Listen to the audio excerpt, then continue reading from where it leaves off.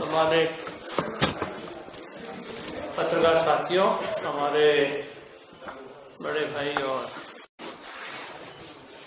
Cabinet minister आदरणीय सज्जन वर्मा जी, नरेंद्र भाई और सभी सम्मानित मित्रों, दोस्तों, आप सबको पता ही है कि पिछले 31 दिन से हमारा देश का अन्नदाता दिल्ली की सड़कों पर काले कानून के विरोध में संघर्ष कर रहा है और कल तक 31 लोगों की मृत्यु भी इस आंदोलन के दौरान हुई है। एक तरफ जहां समूचे देश का अन्नदाता संघर्ष अपने जिलों में, राज्यों में, देश की राजधानी में कर रहा है और समस्त देशवासी भी इस किसान आंदोलन में अपनी पूर्ण सहयोग किसान भाइयों को दे रहे हैं। मध्य प्रदेश में भी हमने ये तय किया कि हम 28 तारीख को देश के और प्रदेश के अन्नदाताओं पर जो काला कानून लागू किया जा रहा है उसका विरोध समूचे प्रदेश का अन्नदाता करेगा। और ये प्रदेश कांग्रेस कमेटी हमारे सम्मानीय अध्यक्ष कमलनाथ जी और दिग्विजय सिंह जी, तमाम वरिष्ठ नेताओं से, दिल्ली के नेताओं से चर्चा कर इस काम को हमने आगे बढ़ाया। आज ही नहीं, जब जब भी देश में कोई संकट आया हो, जब जब भी किसानों की बात देश में हुई हो, कांग्रेस पार्टी एकमात्र देश की ऐसी पार्टी है सदैव कांग्रेस के संघर्ष में, किसान के संघर्ष में कांग्रेस किसानों के साथ में खड़ी रही। कल मैं अखबार में कहीं पढ़ रहा था, एक नोटिस आया है और उसमें ये कहा गया है कि 144 धारा भी लागू कर दी गई है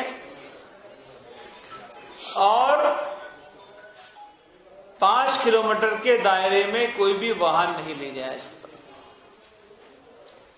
तो क्या हमारा विधायक शादी पैदल जाएगा विधानसभा में? और ऐसा देश में कौन सा कानून है जो ये कहता है कि हम ट्रैक्टर पर सवार होकर विधानसभा नहीं जा सकते?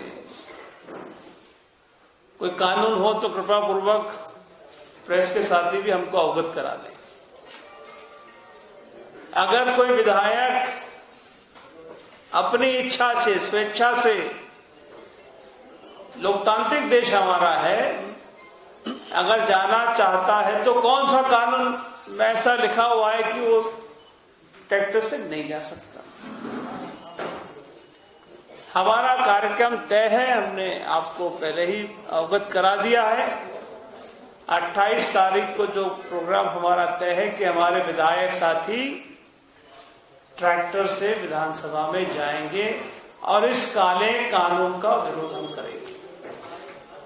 काला कानून जो लाया गया है उसकी परिणाम आना शुरू हो गए हैं। एनडीटीवी के साथी अगर यहां है तो मैं उनको धन्यवाद देना चाहता हूं।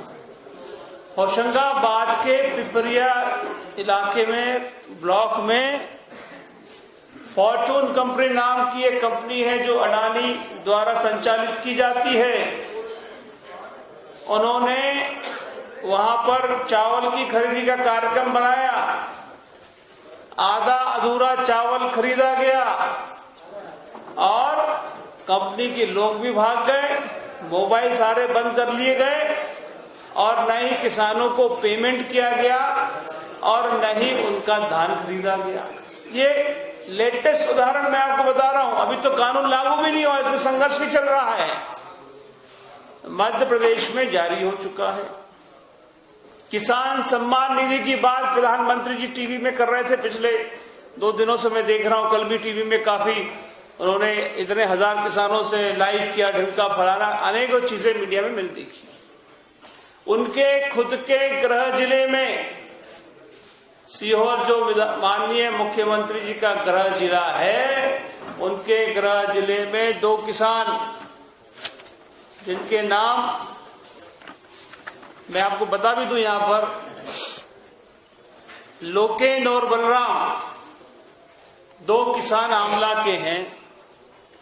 इनको 8,000 रुपए सम्मान निधि मिली। सम्मान निधि मिलने के 2 महीने बाद ही सम्मान निधि के साथ साथ 2,000 रुपए का ब्याज उन पर लगाया गया और वो ब्याज और सम्मान निधि की वसूली सोसाइटी के माध्यम से उनको नोटिस जारी हो गया। ये काला कानून देश में बनाया जा रहा है और मध्य प्रदेश के मुख्यमंत्री जी भी उसकी विस्तृत जानकारी आदरणीय सज्जन भैया भी आपको देंगे, सबसे बात करेंगे कि किस तरह से प्रदेश के, देश के किसानों को वर्चुअल मीटिंग करके ब्लॉकों में, जिलों में जा जाकर झूठी घोषणाएं करके बरगलाने का प्रयास किया जा रहा है। हम सब कांग्रेस के साथी, कांग्रेस पार्टी किसानों के इस संघर्ष में उनके साथ रहे, सदैव साथ में रहेंगे। और मुझे गर्व है कहते हुए कि देश में, प्रदेश में जब जब भी हमारी सरकारें आई, चाहे वो किसानों के संघर्ष की बात हो, चाहे मंदसौर की गोलीकांड हो, चाहे किसानों को राहत राशि कर्ज माफी की योजना के अंतर्गत 14,000 करोड़ कमलनाथ जी की सरकार द्वारा मुआवजा देने की बात हो, चाहे देश की सरकार में, मनमोहन सिंह जी की सरकार में 72,000 करोड़ रुपया किसानों की कर्ज माफी की बात हो, कांग्रेस पार्टी सदैव किसानों के संघर्ष में, आदरणीय राहुल गांधी जी, सोनिया गांधी जी के संघर्ष में हम किसानों के साथ में सदैव खड़े रहे हैं। मित्रों, 28 तारीख को सरकार अपना काम करे और मैं माननीय मुख्यमंत्री जी को भी चेता देना चाहता हूं आपके माध्यम से कि इस किसानों की लड़ाई में कांग्रेस पार्टी किसानों के संघर्ष में कंधे से कंधे मिलाकर संघर्ष करेगी। सरकार को जो भी करना हो, सरकार अपना काम करे, कांग्रेस पार्टी किसानों के साथ उनके संघर्ष में संघर्ष को जारी रखेगी। बहुत बहुत धन्यवाद।